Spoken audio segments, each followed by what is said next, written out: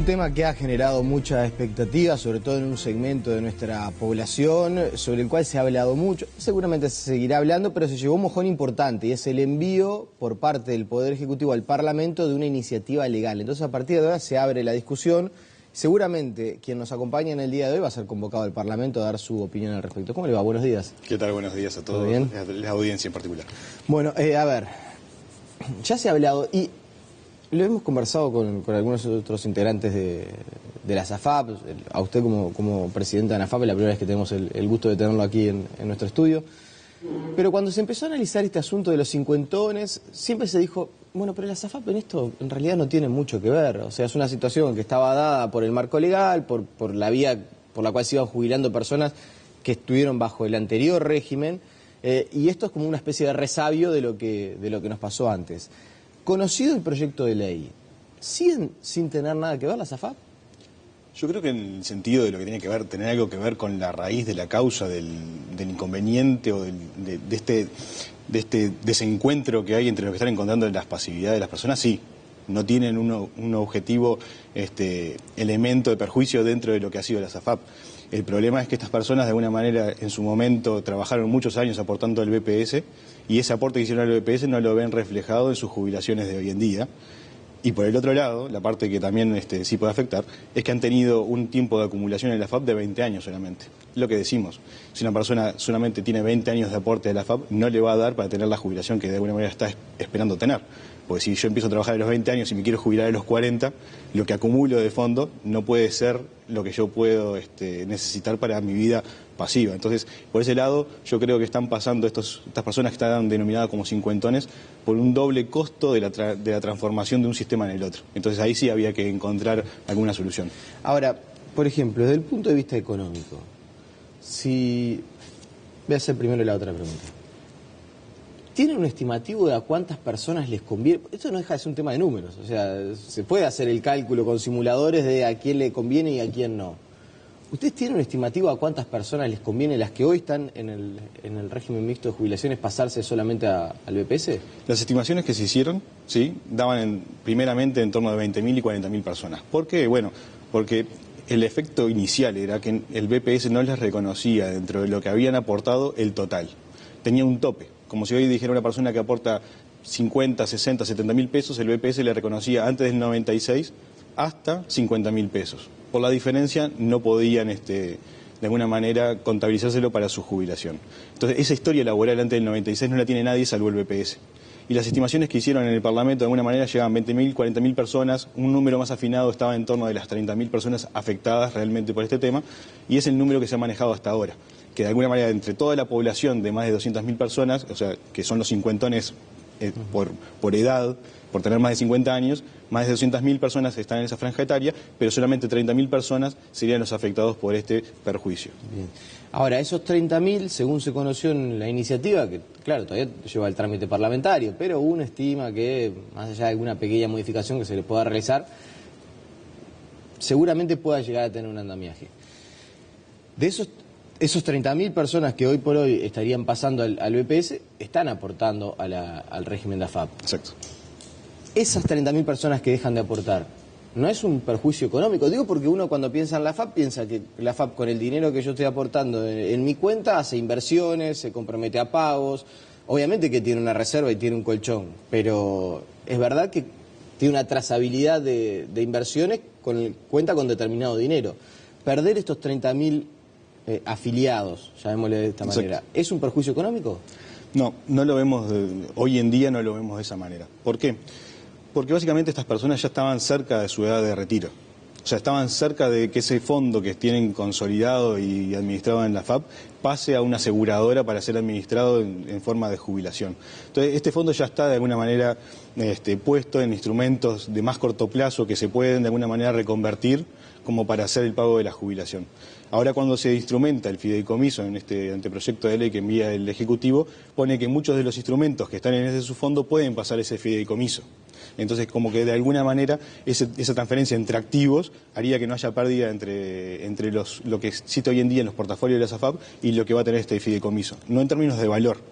Obviamente el fondo en total que administra la AFAP puede verse reducido, pero eso en todo caso va a ir a financiar una mejor jubilación de las personas, con lo cual el fin se cumple. La ecuación, vamos a decir, no afecta a la rentabilidad de las AFAPs, de las empresas. Como para todos los afiliados, en principio no debería afectar. Debemos ver la reglamentación para estar bien ciertos de ese tema. O sea, todavía lo que ha salido es un tema de ley que tiende a ser bastante escueto en lo que son las reglamentaciones particulares, pero entendemos que básicamente lo que permite es eso, que los activos financieros pasen de un lado a otro, que no se puedan utilizar en el corto plazo, o sea, que no se puedan hacer líquidos en el corto plazo, con lo cual el valor de los activos no afectaría. Y por ese lado pensamos que está bastante bien. Bien. Alguien me decía, esto obviamente ya excede bastante de la AFAP, pero se lo pregunto también como persona que conoce el asunto desde adentro.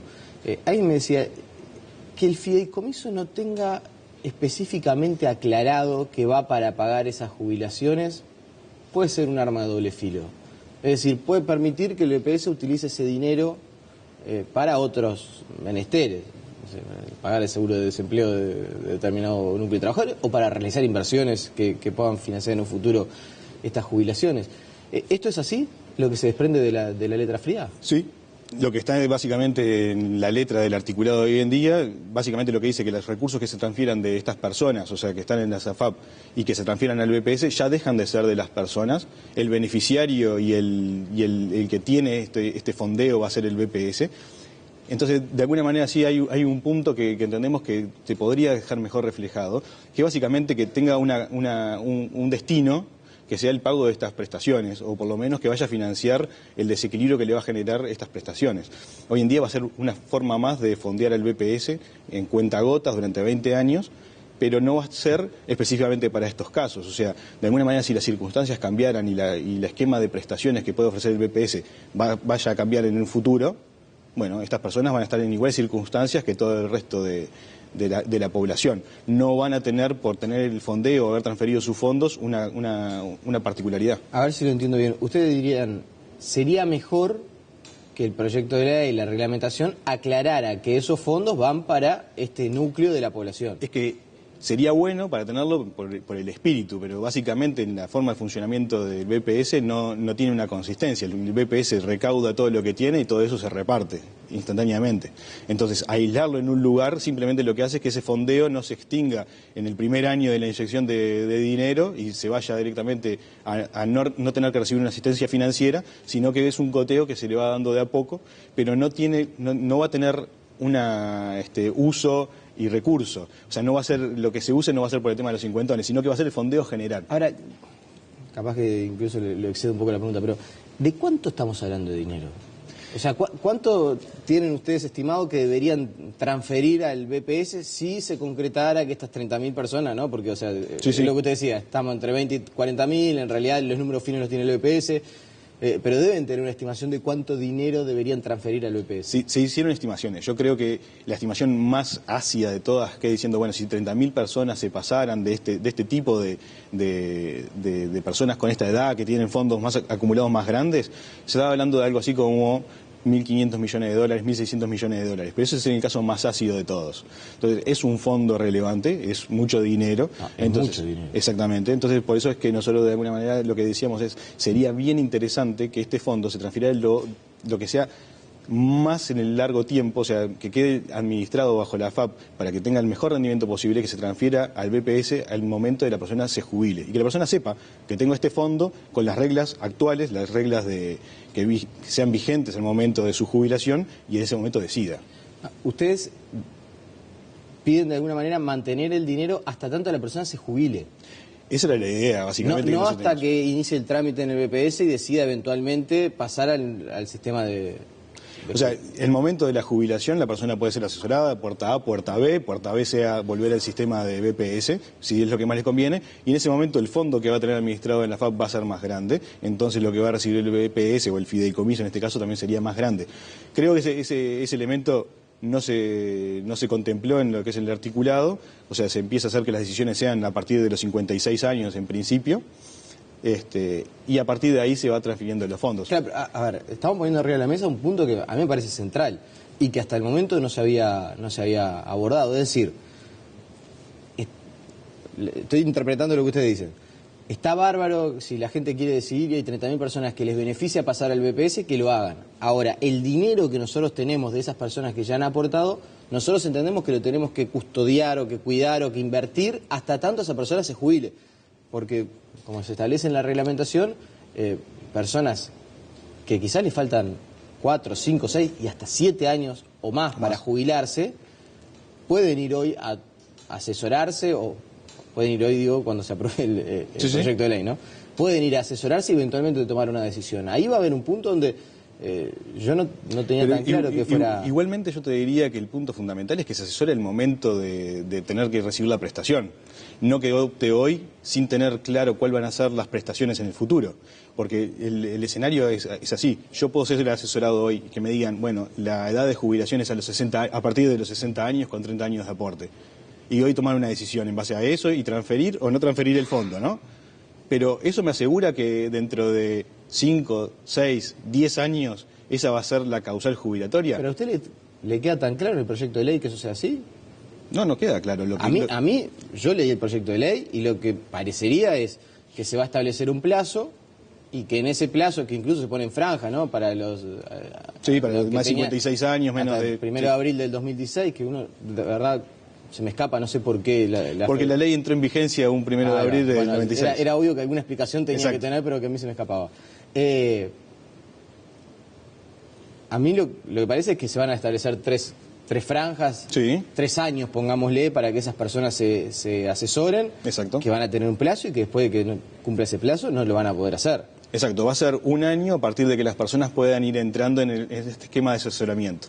Los mayores de 56 años será enseguida que quede aprobada la ley y se van a poder asesorar por el periodo de 1 año y así sucesivamente van a ir entrando otros colectivos, o sea, los de menos de 56, o sea, pero 54, el que tenía 56 años al 2 de abril del 2016 va a tener que tomar la resolución, pongámosle, durante el 2018. Exacto.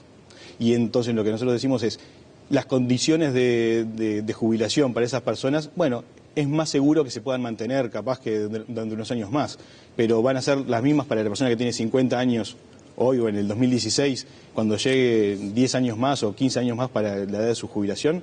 Entonces ahí es donde las cartas no están del todo vistas, va a tener que tomar una decisión hoy sin saber cuáles van a ser las prestaciones del futuro. Entonces, y de hecho lo corrijo, pero le pregunto. Sí, claro.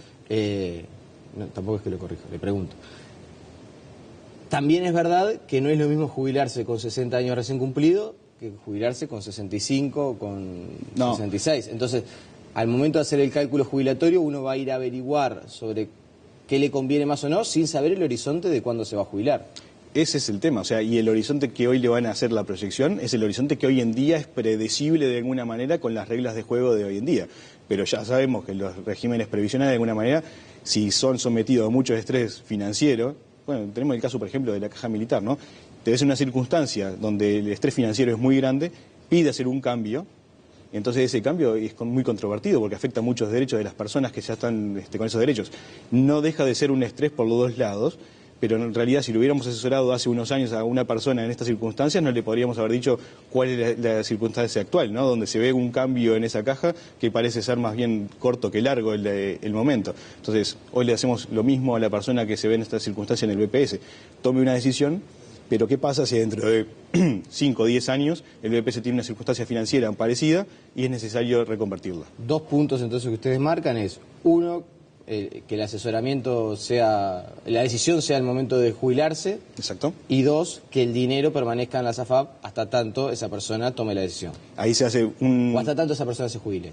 Hasta esa persona se jubile sería lo mejor porque coincide con lo anterior, que tome la decisión en el momento de su jubilación, la mejor de las opciones, y que en ese momento se transfieran los fondos. ¿Por qué? Porque esos fondos van a crecer, van a estar en un ambiente administrado, van a estar custodiados por el Banco Central, van a estar siendo invertidos por gente que tiene mucho expertise en el tema, o sea, tiene experiencia, la ha demostrado, es un ambiente competitivo, con lo cual se va a saber qué AFAP tiene mejor rendimiento, va a poder ser monitoreado. En el fideicomiso eso va a ser un poco más distinto, va a ser diferente, básicamente. ¿Cómo vamos a saber si el fideicomiso tiene los mejores rendimientos con respecto a las AFAP, como para saber si ese dinero se está administrando de la mejor manera posible para pagar, en este caso no a los cincuentones, sino para poder hacer una contribución al BPS? Para ustedes no hay garantía tampoco que ese dinero eventualmente fuera a tener un mejor rendimiento que en la SAFAP. No, la garantía no se puede dar, no está. Y sí, capaz que el marco regulatorio de alguna manera hace que se transforme como en más claro ver una evolución de eso. Decir, bueno, mira, si es muy parecido a cómo lo administran las AFAP, el esquema de administración de eso, tal vez lo podemos comparar y decir, bueno, mira, si las AFAP obtienen 10%, sería esperable que obtenga 10%. Si obtienen 20%, sería esperable que obtenga 20%. Pero en la medida que eso no está todavía claro, si se va a ser muy comparable, es interesante tener en cuenta que ese fondo de alguna manera va a sostener un gasto del BPS. ¿Y perciben un fin recaudatorio? No, porque de alguna manera se dilató el momento en el que se puede hacer el uso de los fondos. Entonces yo creo que el perfil recaudatorio de la medida no estaba. Porque si no se hubiera hecho en el corto plazo inyectar los fondos al BPS, y era una de las cosas que nosotros decíamos, es poco conveniente, porque mañana va a tener un déficit más grande, entonces que los fondos que ingresen se utilicen para largo plazo, para ir poniendo en la medida que eso vaya siendo requerido.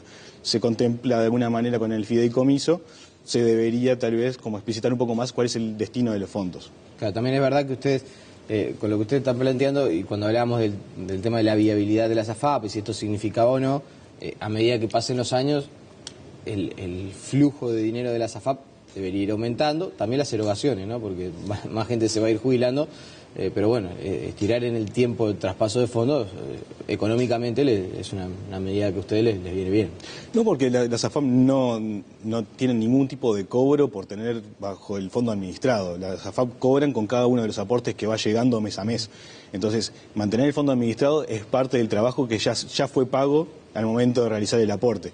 Nosotros de alguna manera lo que vemos es que ese fondo que se genera, lo más grande que sea posible, hace más sustentable el régimen de reparto. Y este sistema mixto que nosotros tenemos es de dos componentes, es mixto. Tiene que tener la mayor suficiencia del lado de la AFAP como del BPS. Entonces, en la medida que podemos, de alguna manera, mejorar el financiamiento que tiene el BPS con fondos más grandes al momento de traspaso, aseguramos que las prestaciones que se puedan pagar sean las mejores posibles y que no se pongan un estrés que haga necesario reformar el BPS. ¿Y es una mala señal estar haciendo retoques al sistema de seguridad social, el sistema mixto? No, yo creo que ahí es donde es uno de los temas que nos tenemos que sentar sistemáticamente, hacerle cambios, porque lo va pidiendo la demografía, lo pide básicamente el mundo que va haciendo transformaciones. Nosotros a veces tenemos una discusión bastante cerrada en quién administra el dinero, y el problema no es quién administra el dinero, sino es cómo se financia la seguridad social. Si da el dinero suficiente de las contribuciones que tenemos, más lo que pueda aportar el Estado, para pagar las prestaciones jubilatorias que queremos. Entonces yo creo que lo que hay que hacer es sentarse más seguido a hablar, hacer cambios, tal vez tener bien claro cuáles son los cambios que hay que hacer en el sentido grande, ¿no? Es decir, es un tema de estructura de quién lo administra, es un tema de ver de qué manera podemos pagar las mejores pensiones. Yo creo que el tema de capitalización individual no tiene demasiado contrapunto. No es el problema, ni el problema es en sí mismo el reparto. El problema es que no hay dinero suficiente en el reparto para financiar lo que queremos. Entonces, lo que presumo es que lo que ustedes entienden que la realidad indica es que en algún momento va a haber que sentarse en serio a revisar el sistema de la seguridad social, y si con la expectativa de vida que hay hoy nos tenemos que poder jubilar a los 60, o si hay que diferir de repente la edad de jubilación. Ese es uno de los temas. El BPS tiene los estudios técnicos que dice que de esa manera, con estos parámetros actuales, no lo puede seguir financiando en el largo plazo. O sea que va generando un déficit cada vez mayor, y eso va generando un problema que es necesario atender. Entonces, sí, el tema de cambiar los parámetros. ¿Cuáles son los parámetros? La edad de jubilación, la tasa de lo que viene siendo la jubilación, la tasa de reemplazo, o la contribución, es el Montepío. Si es un 15%, tiene que ser un poco más o tiene que ser un poco menos. Esos son los parámetros que de alguna manera tiene que manejar la seguridad social, y la discusión siempre es incómoda porque básicamente lo que falta es dinero. Entonces lo que hay que ver es de qué manera podemos ir manteniendo lo que queremos tener, que son jubilaciones que sean suficientes, que tengan buena cobertura y que de alguna manera le den a la persona en la etapa pasiva un horizonte no solamente de confort, sino de que pueda asegurar un nivel de vida que tenía antes de su vida activa. Tengo 34 años. Del 1 al 10, ¿qué chance hay que yo me pueda jubilar con el actual sistema jubilatorio que rige en el día de hoy? ¿Con el sistema mixto? Sí. No, con el sistema hoy de lo que usted dice, el aporte del Montepío, la edad de jubilación y la tasa de reemplazo. Es decir, con las condiciones actuales.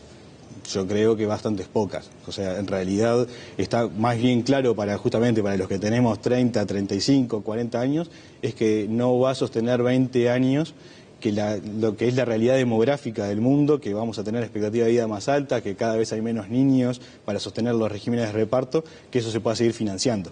Pone de alguna manera una carga al Estado de tener que hacer contribuciones cada vez más altas, dinero que no tiene, y que de alguna manera eso se tiene que ver contemplado en una transformación. Los países más desarrollados, Dinamarca, Holanda, los que tienen los sistemas más de alguna manera siempre ejemplificantes, lo que van haciendo es ir atando la edad de jubilación con la expectativa de vida. Ese es uno de los temas. En la capitalización individual, o sea, en el régimen de AFAP, eso no es tan estresante porque de alguna manera la persona es la que se financia su jubilación.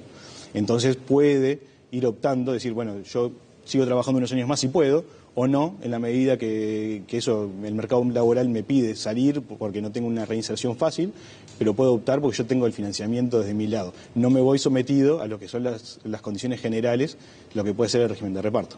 Bien. Y la última, porque aparte esta es una discusión que se viene, por lo menos ya hay algunos actores, claro, ahora con todo este tema del 50 medio que se corrió un poco el foco de la cuestión en ese sentido, pero hay quienes aseguran que para el Banco de Seguros es un muy mal negocio tener que pagar las AFAPs, que es un tema que establece la ley y que quizás no todo el mundo te da claro, pero no es que cuando uno cobra la jubilación por la AFAP se la paga la AFAP, sino que en realidad la cobra por intermedio del Banco de Seguros. Allí hay un tema también en el cual hay que sentarse a dialogar. Sí. Sí, porque básicamente lo que tiene el Banco de Seguros hoy en día es un problema fuerte en cómo está haciendo el cálculo de las prestaciones, de las jubilaciones. Le estamos pidiendo al Banco de Seguros que haga cálculo de jubilaciones con tablas de expectativa de vida, o sea, pensando que las personas van a vivir en el entorno un promedio de X cantidad de años y en realidad eso se va a ir moviendo sistemáticamente, o ya se ha movido desde el año 96, se ha movido bastante fuerte, entonces las previsiones que tiene que hacer el Banco de Seguros con respecto a las jubilaciones no le están dando.